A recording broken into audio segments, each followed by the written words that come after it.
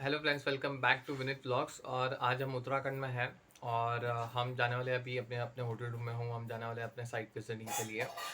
तो कल ही हम आए थे चोपता से। हम तुंगनाथ ट्रैकिंग कर रहे थे, लेकिन इतना स्नोफॉल था वहाँ पे कि वहाँ पे आधा वे मतलब कि 5 फीट से ज़्यादा आइस था, तो इसकी वजह से हम तुंगनाथ तक पहुँच नहीं पाए। लेकिन हम ऋषिकेश में हमने बहुत ही एडवेंचर किया है। यहाँ पे रिवर राफ्टिंग किया है, 12 किलोमीटर्स रिवर राफ्टिंग किया है। और यहाँ पे बहुत कुछ हमें पता चला है रिवर राफ्टिंग के करने के टाइम पे कि यहाँ पे day and night river rafting भी होता है। कुछ 10 दिन के रिवर राफ्टिंग्स भी होते हैं कंटिन्यूसली नॉन स्टॉप, बीच बीच में लोग स्टे करते हैं ऑन द वे। और आज हमें एक बहुत ही कुछ जानकारी मिलने वाली है उत्तराखंड के बारे में। उत्तराखंड को देवभूमि भी कहा जाता है। इन देवभूमि के बारे में, इन मंदिरों के बारे में बहुत ही हमारे साथ में एक ट्रैवल गाइड है। इनका नाम है संतोष सिंह। इनका नाम है संतोष सिंह, जो हमारे गाइड है आज के, और ये हमें गाइड करने वाले हैं। तो सुनिए संतोष सिंह की जुबानी उत्तराखंड की कहानी। अब मेरी बात 2 मिनट ध्यान से सुनिए। रास्ते में आप लोग पूछ रहे थे कहाँ क्या है रामझूला। देखिए, अभी आप लोग आए, नैनीताल गए थे, नैनीताल में मसूरी गए थे, मसूरी से फिर आप लोग चोपता वगैरह जहाँ भी गए थे। यहाँ पे आप जो भी इंजॉयमेंट कर रहे हो, ये ना पिकनिक स्पॉट में नहीं आता है हमारा उत्तराखंड। उत्तराखंड का जो पौराणिक नाम है कुछ और है। नाम मालूम है आप लोगों को? नहीं, ये तो अभी का नाम है। पौराणिक नाम मतलब प्राचीन नेम। यहाँ का पुराना नाम है देवभूमि। ये देवभूमि है, देवों की भूमि है। बद्रीनाथ, केदारनाथ, गंगोत्री, यमुनोत्री, चारों धाम हमारे यहाँ पे। जब देवभूमि में आप आते हैं तो जो पहला जो स्पॉट पड़ता है हमारा, वो उस जगह का नाम है हरिद्वार। कहीं से भी आइए पहले हरिद्वार ही पड़ेगा। हरिद्वार का मतलब है हरि का द्वार, यानी चारों धामों का जो द्वार है हरिद्वार है। यानी कि भगवान के सारे द्वार वहाँ खुलते हैं, चाहे तुंगनाथ हो, चाहे केदारनाथ हो, चाहे बद्रीनाथ हो, गंगोत्री, यमुनोत्री, चार धाम है हमारे यहाँ पे। तो वहां से हरि का मतलब भगवान विष्णु, द्वार का मतलब होता है गेट। तो हरि का द्वार वहां खुलता है, जहां दर्शन होते हैं उस जगह का नाम है बद्रीनाथ। आप लोग तुंगनाथ गए थे, दर्शन नहीं हो पाया। तुंगनाथ का मतलब जानते हैं आप लोग? कुछ मालूम है? नहीं मालूम। देखिए, तुंगनाथ जैसे और भी केदारनाथ, केदारनाथ जो मंदिर है ना, एक्चुअली में ये पंच केदार के नाम से जाना जाता है, जो हिमालय की अलग अलग जगहों पे घाटियों में बसा हुआ है। इसकी एक छोटी सी स्टोरी है। अभी से नहीं, महाभारत काल में पांचों पांडव ने एक दूसरे का खून किया था। महाभारत आपने देखा होगा। तो कौरवों को पांडव में जब लड़ाई हुई, तो भाई का, भतीजा का, गुरु का, ताऊ का, सबका उन्होंने हत्या किया। इन सारे पापों से मुक्ति पाने के लिए जब वो भगवान श्री कृष्ण से पूछे कि हमको इस पाप से मुक्ति कैसे मिलेगी, तो उन्होंने बोला कि आप काशी विश्वनाथ जाइए। नाम सुना आपने? बनारस, वाराणसी। भगवान शिव पार्वती के दर्शन करिए, तब आपको इस पाप से मुक्ति मिलेगी। जब वो लोग वहाँ गए तो भगवान वहाँ थे ही नहीं। जैसे अभी आप तुंगनाथ गए थे, भगवान इतनी आसानी से थोड़ी नहीं मिलते हैं। गए थे, -15-12 डिग्री टेम्परेचर है, कहाँ जाके बैठे। तो पांडव अपने राज्य पर वापस नहीं गए। भगवान शिव जब कैलाश की तरफ निकले तो उन्होंने क्या किया, उनका पीछा किया। वही पीछा करते समय हरिद्वार, ऋषिकेश टच करते हुए, ये नदी का नाम मालूम? मैं रोकता हूँ जरा। नदी का नाम मालूम है ना? कौन सी नदी है? गंगा नदी है। लेकिन एक नदी का नाम गंगा नहीं है, ये 3 नदियां हैं। और हिमालय में 3 अलग अलग जगह से चल के आती है, और 2 जगह पे इसका संगम होता है, तो गंगा कहलाती है। तो पहली नदी आती है बद्रीनाथ से, वो नदी का नाम है अलकनंदा। दूसरी नदी आती है केदारनाथ से, उसका नाम है मंदाकिनी। तीसरी नदी आती है गंगोत्री से, जिसका नाम है भागीरथी। तो अलकनंदा, भागीरथी, मंदाकिनी, ये 3 प्रमुख नदियां हैं। बाकी छोटी बड़ी तो बहुत सारी हैं, झरने बहुत सारे हैं, लेकिन ये 3 प्रमुख नदियां हैं जो 2 जगह पे मिलती हैं। पहला संगम आपको मिला होगा रुद्रप्रयाग में, जहाँ पे अलकनंदा और मंदाकिनी मिलती है। सेकंड संगम मिलता है यहाँ से 70 किलोमीटर आगे देवप्रयाग में, वहाँ पे भगीरथी से आके मिल जाती है, तो वहाँ से गंगा कहलाती है। उसके ऊपर पहाड़ों में तीनों अलग अलग नदियां हैं। झूला सिर्फ एक पार करने का रास्ता है। ये राम झूला है जिसपे अभी आप लोग आए हो, ये 1985 का बना हुआ है। इसके पीछे आपको एक और लक्ष्मण झूला मिला होगा जब राफ्टिंग करते हुए आ रहे होंगे, वो थोड़ा जर्जर और पुराना हो चुका है, वो 1929 का है। एक झूला आप राफ्टिंग फिनिश से सामने एक और ब्रिज देख रहे थे, वो अभी लास्ट ईयर 2 साल पहले बना है, उसका नाम है जानकी सेतु, सीता झूला का नाम लोग ऐसे बोलते हैं। तो झूला का मतलब सिर्फ एक ब्रिज है, पब्लिक को पार करने का रास्ता है, भगवान का सिर्फ नाम दिया हुआ। एक सेकंड, थोड़ा बिजी हूं मैं। हाँ, किससे? हाँ बोलो, मुझे घर पे आने दो।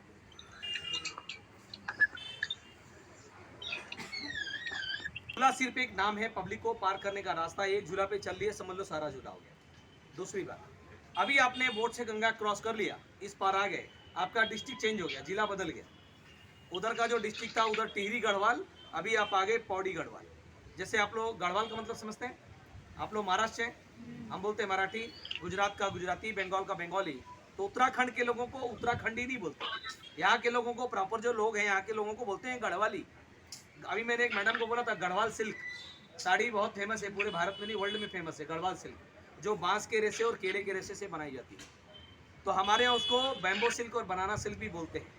कुछ लोग बोल रहे थे लेने के लिए, मैंने बोला बता दूंगा आपको आगे चल के। दूसरी बात, पांडव जब वहां से काशी विश्वनाथ से चले, हरिद्वार ऋषिकेश टच करते हुए यहाँ से देवप्रयाग रुद्रप्रयाग होते हुए, आपको एक नाम पता होगा, पहाड़ों में एक जगह है गुप्त काशी। गुप्त काशी कहते हैं। तो गुप्त काशी से ही तकरीबन 50-60 किलोमीटर आगे केदारनाथ मंदिर पड़ता है। पांडव जब भगवान शिव के करीब पहुंचे तो भगवान शिव ने एक मतलब लीला रची। उन्होंने क्या किया, भैंसे का रूप ले लिया। भैंस समझते हैं आप, मेल, रेड़ा बोलते हैं मराठी में। तो भैंसे का रूप ले लिया और पांडव को कंफ्यूज करने के लिए, एक दो भैंस नहीं, हजारों की संख्या। कभी आप केदारनाथ को गए इसलिए एक बार जरूर जाइए लाइफ में, मैं तो कहूंगा आपको। जब आप केदारनाथ जाओगे ना, कभी भी आप जाओ तो मैं एक चीज एडवाइस दे रहा हूँ, किसी भी भगवान शिव के मंदिर में जाते हैं तो आपने हमेशा तकरीबन 90% से 100% आपने शिवलिंग देखा हो, जहाँ जल दूध दही चढ़ाते हैं। 12 ज्योतिर्लिंग में केदारनाथ आता है। 12 ज्योतिर्लिंग है ना भारत में, इसमें केदारनाथ भी, लेकिन सिर्फ केदारनाथ ही ऐसा ज्योतिर्लिंग है जहाँ शिवलिंग नहीं है, वहां जल दूध दही नहीं चढ़ाते हैं। बता दे रहा हूँ, कभी आप जाओ तो जरूर करना। मंदिर के पास जब जाएंगे तो ये मंदिर है, जैसे मैं खड़ा हूँ, ये मंदिर का पीछे का भाग है, ये गेट है। राइट में जो पर्वत है उसका नाम है मेरू, लेफ्ट साइड में जो पर्वत है उसका नाम है सुमेरु। मेरू सुमेरु पर्वतों के बीच में जो घाटी है, उस घाटी को केदार घाटी बोला जाता है। केदार खंड एक ग्रंथ है, उसके अनुसार बोलते हैं कि पांडव जब भगवान शिव के बिल्कुल करीब पहुंच गए तो शिव जी ने भैंसे का रूप ले लिया और पूरी घाटी में भैंस ही भैंस हो गए। तो भीम सबसे ज्यादा शक्तिशाली थे, पांचों पांडव में मानो 1000 हाथियों का बल था। वो फ्रंट पे आए, अपना विराट रूप किया और दोनों पर्वतों के, मेरू सुमेरु पर्वतों के बीच में अपनी टांग को ऐसे रख दिया, नहीं ब्रिज बना दिया। सारे भैंस जो है उनका ऐसा रूप देख के भागने लगे, यानी भगदड़ मच गई। तो क्योंकि उन्होंने ऐसा क्यों किया था कि जब सारे भैंस इधर उधर गुजरने लगे टांग के नीचे से, क्योंकि उनको मालूम था अगर भैंस रूप में अगर को भगवान शिव होंगे तो भगवान पैर के नीचे से नहीं गुजर सकते। तो उन्होंने देखा कि एक भैंस जो है जमीन के अंदर घुस रहा है, तो जो जमीन के अंदर घुस रहा था उसके शरीर का सारा अंग जमीन में घुस गया था, सिर्फ और सिर्फ पीठ बची थी थोड़ी सी। तो उन्होंने पहचान लिया हो ना हो, बस भगवान शिव यही है, बचने की कोशिश कर रहे हैं, भागने की कोशिश कर रहे हैं। तो उन्होंने अपने भैया युधिष्ठिर को इशारा किया, युधिष्ठिर ने उनकी पीठ को, भैंस की पीठ को पकड़ लिया। फिर पांचों पांडव द्रौपदी मिलकर उन्होंने स्तुति वंदना प्रेयर किया, तो अपने असली रूप में आए और पांडवों को दर्शन दिए। तो वही भैंस की पीठ आज के डेट में केदारनाथ के रूप में, ब्लैक कलर के चट्टान के रूप में वहाँ विराजमान है, जिसको केदारनाथ कहा जाता है। इसीलिए वहाँ पे जल दूध दही वगैरह नहीं चढ़ाते हैं। कभी आप जाइए तो प्योर घी अगर आपके पास है तो बहुत बेहतर है। भगवान को घी पसंद है, वहाँ घी का लेप लगाते हैं, एकदम ब्लैक कलर का चट्टान है वहाँ पे। फिर पांडव वहाँ से दर्शन वर्शन करके आगे बढ़े, अपना बद्रीनाथ मंदिर दर्शन करते स्वर्गारोहणी की यात्रा पे निकले थे। वो काफी अलग लंबी स्टोरी है। तो पांडव डायरेक्ट उधर नहीं गए थे, पांडव का यही रूट था। बोलते हैं कि जब ऋषिकेश क्षेत्र से गुजर रहे थे, तो ये जो ऋषिकेश जो जगह है ना, ऋषिकेश मतलब क्या होता है, साधु संतों की जगह है, ऋषि मुनियों का स्थान है, आज से नहीं सदियों से। तो उन्होंने साधु संतों से पूछा कि आपने भगवान शिव को देखा क्या? अभी रास्ते में कहीं भटक जाएंगे, पूछेंगे राम लीला किधर है, लक्ष्मण लीला किधर है। तो भगवान शिव का एड्रेस बताने के लिए ऋषि मुनि ने बोला कि कैलाश की तरफ आगे बढ़े हैं, लेकिन आज रात आप यहीं रुकिए, अगली सुबह जाइएगा।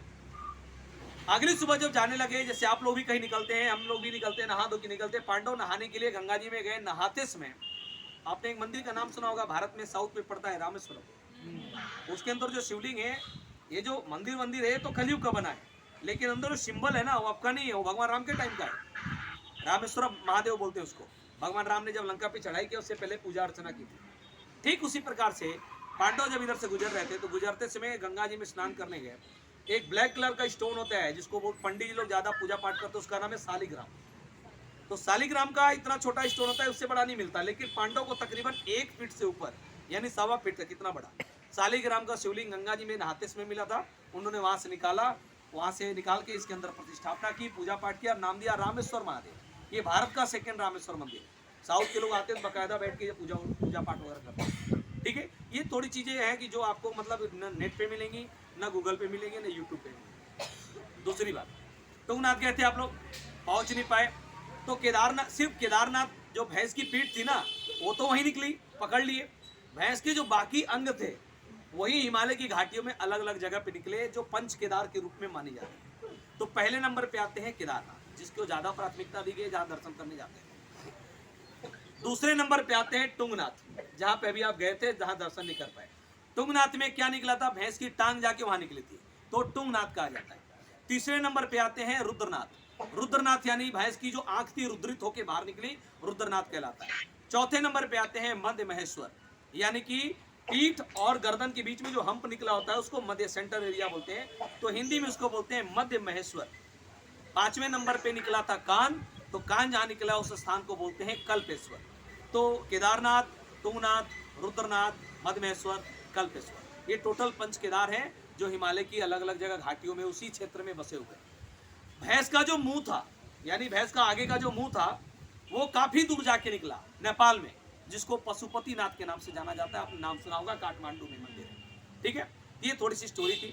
अब मैं आपको एक चीज बता दूं, मंदिर में अंदर जाएंगे, दर्शन करने के बाद आप फिर से 2 मिनट आके यहीं पे बैठ जाइएगा या साइड में उधर खड़े हो जाइएगा। एक चीज और है, आगे का जो प्रोग्राम है उसको बता के फिर मैं आगे के लिए निकलूंगा। गुप्त काशी का बताइए ना। मैंने बोला तो आपको। नहीं मतलब वो भगवान जाके वहाँ पे कहाँ पे? नहीं, जब पांडव गुप्त काशी में, यानी भगवान शिव के, जब काशी मतलब क्या, काशी विश्वनाथ, हाँ, तो जब वो करीब पहुंचे ना, तो भगवान शिव वहाँ विलीन हो गए। विलीन समझते हैं, डिसअपियर हो गए, गायब हो गए, गुप्त हो गए। तो काशी विश्वनाथ वहां से गुप्त हो गए, इसलिए जगह को गुप्त काशी के नाम से जाना जाता है। ठीक है ना, वही भैंसे का रूप लेके वहीं से भागे थे। ओके। तो पांडव ने अपनी स्पीड तेज की, फिर केदार घाटी में जाके भगवान शिव ने क्या किया, हजारों की संख्या में भैंसे का रूप ले लिया, कंफ्यूज करने के लिए। ओके जी सर, ये हाँ। ठीक है। बोले गंगा मैया की जय। तो अभी आप लोग जूता चप्पल